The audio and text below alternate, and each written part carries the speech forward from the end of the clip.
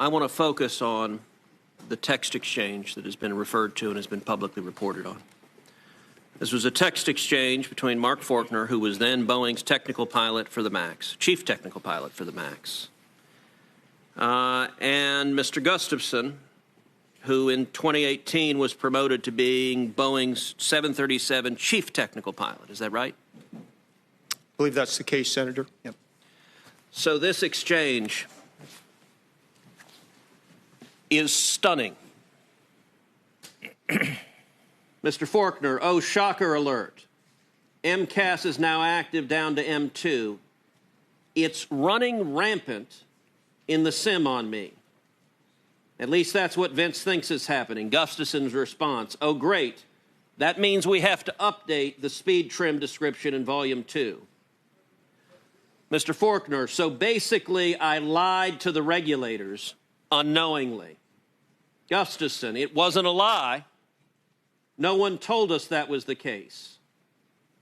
Faulkner, I'm leveling off at like 4,000 feet, 230 knots, and the plane is trimming itself like crazy. I'm like, what?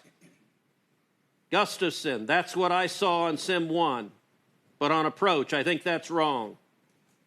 Faulkner, granted, I suck at flying, but even this was egregious.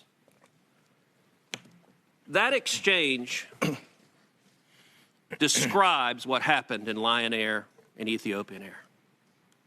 The men and women who are gathered here with the photos of your loved ones, 346 people are dead because what these chief pilots described as egregious and crazy, that's their language. That's Boeing's internal language in this exchange. Now, what I find truly stunning, Boeing handed this exchange over to the Department of Justice in February.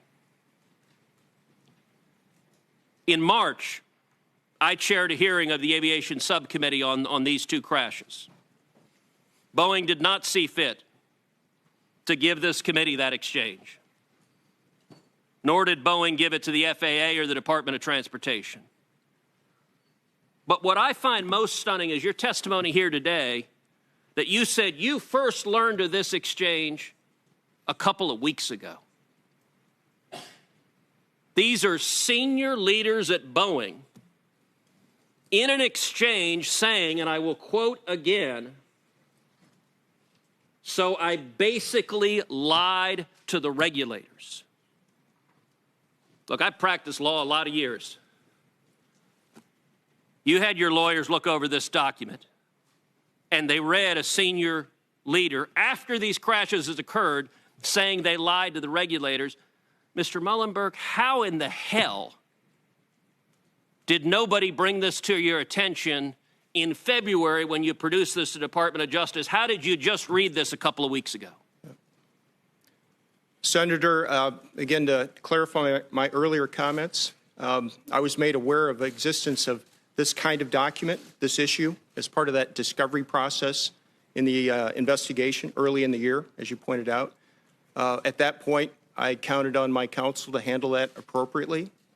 And did you read this exchange? Look, I was made aware documents were being produced, that is passive voice and disclaiming responsibility. You're the CEO. The buck stops with you. Did you read this document? And how did your team not put it in front of you, run in with their hair on fire, saying, we got a real problem here? How did that not happen? And what does that say about the culture at Boeing if they didn't give it to you and you didn't read it? And if you didn't say, I want to read and see what happened?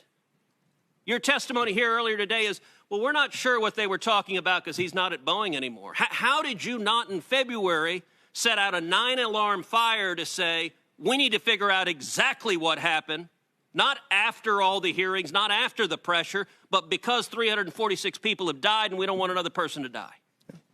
Senator, as you mentioned, I didn't see the details of this exchange until recently.